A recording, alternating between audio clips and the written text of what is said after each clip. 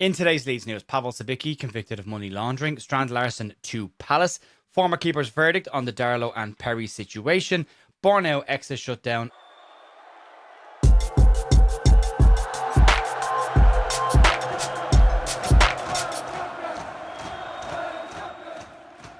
Hiya folks, welcome to the Leeds View on Thursday the 29th of January with your Leeds United news. Hope your week is going well. There's been the worst news that we thought would happen has finally happened. We'll get into that in a couple of minutes time. There is some other stuff to talk about this morning. At the very end of this video, I'll just give some final thoughts on anyone who wants more conversational style stuff, just a couple of minutes on where Leeds are in the transfer market right now based on everything that has been floating around. Also, just again, a reminder, the Square Ball are coming to Ireland. Their tickets for Dublin and Belfast are almost sold out, but there is tickets available for the Galway gig, and that QR code and the link down below will bring you to that one in the Roisin Dove. If you want to go to that, it's worth going to. Good location, good spot as well, and very much worth seeing the boys. Anyway, we've got a press conference reaction over on bigup.com after Daniel Farke has spoken today, and we have a podcast out later on tonight. Adonis Storr will be joining us to look back at today's events, talk about it in more detail, and see where we are come later on tonight. But we'll start off today with some news around the former Leeds United winger. Former Leeds winger Pavl Siki has been hit with a suspended prison sentence after being found guilty of money laundering. It has been a very eventful couple of years on the legal side of things for Pavl Siki, and not in the good way. The attacker had only managed to play 7 league games for Leeds United. Played a couple of cup matches as well, did get 1 assist, no goals, but was out on loan several years before eventually leaving the club back in 2020. But since then, it's been the wrong kind of eventful for the Swedish winger.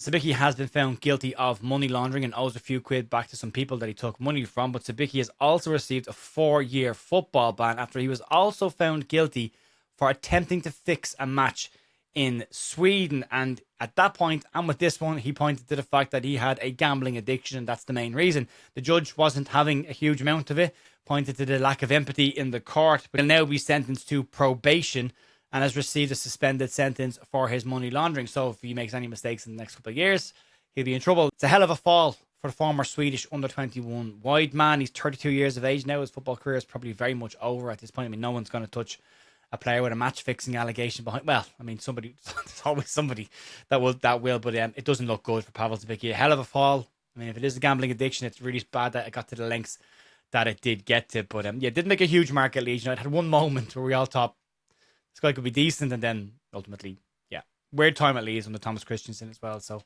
yeah, that's surprising update today. Anyway, let's move on. Let's talk about Jurgen Strand Larsen and what the hell has been going on with that situation. It's the worrying situation that we all were hoping that wouldn't happen, but it has happened. Crystal Palace have decided to get involved in the Jurgen Strand Larsen transfer saga, and they've made an official bid, and it will knock Leeds United very much out of the race. According to David Ornstein in The Athletic today, Crystal Palace are close to agreeing a deal with Wolves around £45 million plus £5 million in add-on, so a total package of £50 million. As much as we would like another striker, it's definitely needed. I think most people can agree that £50 million is probably way too much for Jurgen Strand Larsen. I thought 40 million was probably excessively high at that point.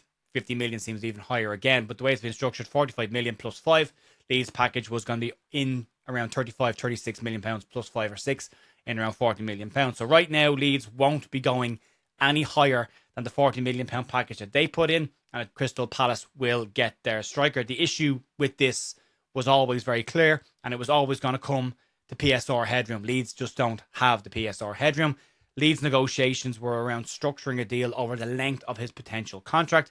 Crystal Palace don't have that issue. They've got European football money. They've also sold Mark Gahey, and it looks, if this is coming in, they're also going to sell Jean-Philippe Mateta. So they have plenty of money floating around and could always put more money up front, and that's what Wolves were delaying this move for, was to get more clubs involved. So in the current situation, it looks like Leeds are just going to be out muscle when it comes to cash. People would say just spend the money. Leeds don't have it to spend.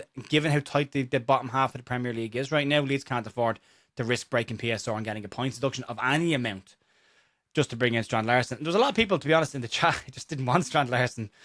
We all want a new striker, but I think there has to be a limit to what you're willing to spend on certain players, and I just think 50 million is crazy money. So the questions will all turn now to what's next? What's the plan B? Well, there might not actually be a plan B if what Graham Smith said is to be believed. During his Inside Ellen Road podcast, Graham Smith said that Leeds United described the Strand Larsen situation as a market opportunity, which means that it wasn't necessarily something Leeds felt they need to go and do right now and bring in a striker, but that the fact that Strand Larsen became available and something they could do meant that they wanted to get it done because they see him as a longer term option rather than just one for right now. That suggests that Leeds' Strand Larsen interest was just purely based on the individual and not necessarily the position. Now, that might not be an ideal situation for Leeds. If Leeds do decide to move forward without an additional striker and go as they are, that will obviously increase the layers of anxiety around the place. Leeds are an injury away from Dominic Calvert-Lewin and Lucas Metchip and having a proper issue up front. We all love Joel Piroe. There's no questions about that. We all have a lot of time for Joel Piroe, but he's not a target man. He's not going to hold the ball up. We've seen that plenty of times now at this stage to know that he is not your target man number 9, and Leeds have to change their style of play to facilitate that one. So it is a gamble. Everyone believes it's a gamble if Leeds decide to move on. But Smith did say, though, that things can change fast in the transfer window at this point. And he said it could be a case that Leeds don't bring any more signings in, which would fit the MO of the 49ers January transfer windows in the past. But he said they could also bring in 1 or 2. So it's 0, 1 or 2, or none or 1. It could still happen, but it all depends, he said, on the player and the situation. Leeds haven't ruled out a move for a left wing back if the right player and the right situation arises. But Smith said this morning that he knows the club want to stress the fact that they don't want to sign any old striker just for the sake of it. But knowing now that they're out of the running for Jurgen Strand Larsen means they could still have time to dip back into the market and maybe pull a rabbit out of a hat. Anyone asking about a potential move for Evan Ferguson, forget about it.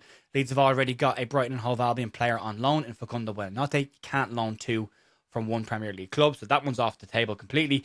They have been looking at other strikers. Troy Parrott floating around, but that again, he's not a target man. He would work well in a 2, but he's not an out-and-out target man. So Leeds seem to be looking for a similar profile to DCL and Lucas Metchip, but a bit younger. And remember, Lucas Metchip's contract only runs until the end of next season, so they might be looking for a longer term option there as well. So it's back to the drawing board right now for Leeds. Daniel Farke will no doubt be asked about this in his press conference today. He's probably not going to want to talk about it. He might say we're done in the transfer market. He will likely just say that we'll stay awake and we'll see what happens, which, to be fair to him, is probably all he can say at this point. So we'll see what happens. Let's move on. Let's talk about something a bit different from transfers.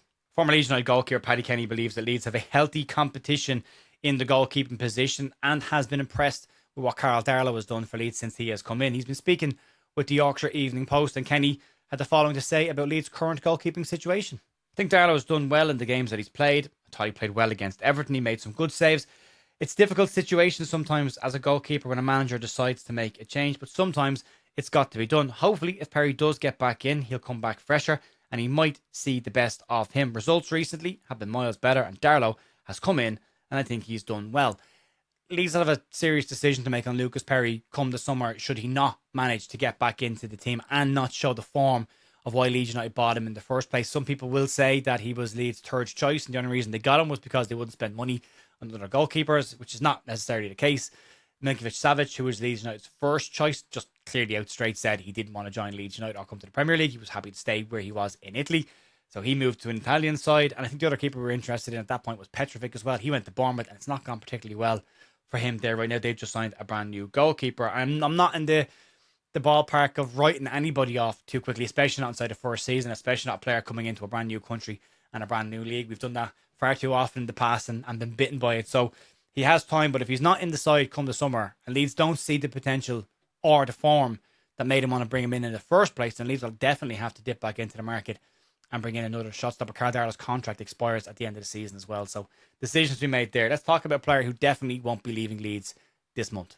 Sebastian Bornauw's future at Leeds United has been a talking point all month, and reports of the player wanting to leave earlier on in the month to get more game time just happened to coincide with Leeds getting some defensive injuries, and Bornauw managed to get the game time that he was looking for. Jakob Bial is expected to be out for a couple of more weeks. Daniel Farke again will give us an update likely today on that situation, but that hasn't stopped interest coming in for the Belgian centre half. FC Clon's interest was confirmed by Bild in Germany, and Mainz's interest was confirmed by Graham Smith yesterday during his Inside Ellen Road podcast. It's now been confirmed though by Leeds United that they have shut down any talk of a potential exit of the big Belgian, and he will be staying at Leeds United at least to the end of this season. He's currently viewed by Leeds United as an important player, an important part of the squad. He's played very well when he has played in the Premier League games for Leeds so far. He hasn't looked out of place at all. But Leeds do have interest in Union Berlin's centre-back Danilo Doki, but Leeds will be waiting until the summer to make a move for him. He's a free transfer at that point. The only complication in that situation will be Aston Villa, who are said to have some level of interest in him right now. And if they decide to move now and spend the money on him, or try and convince him that it's a better move to go to Villa in the summer when they'll likely have European football, we'll have to wait and see. But there won't be an open goal at all. But he is a good centre-half, the Dutch defender. We'll see if Leeds make a move for him then. So right now, as it is, nobody else will be leaving the club unless it is an under-21 player. From the overall just thoughts position, so if you're not interested in my thoughts, I'll see you tomorrow. If you are, I'll give you a few thoughts and a few bits and pieces. The way it is right now, the Strand Larsen one, as I say, it does just appear to be a case of the right player came up at the right time. They went and made a move for him. If he hadn't have been available, Leeds might not have looked at a striker at all. I think we can all agree they probably do need another option there. If Joe Pirro's not going to play and he's not in the mix, they probably do need to bring in somebody else. Whether they've got time or not to do that, we'll have to wait and see. But hopefully they can bring in somebody of a decent level. The other one that's floating around is Harry Wilson. That's popped up again. Not worth getting into in any major detail.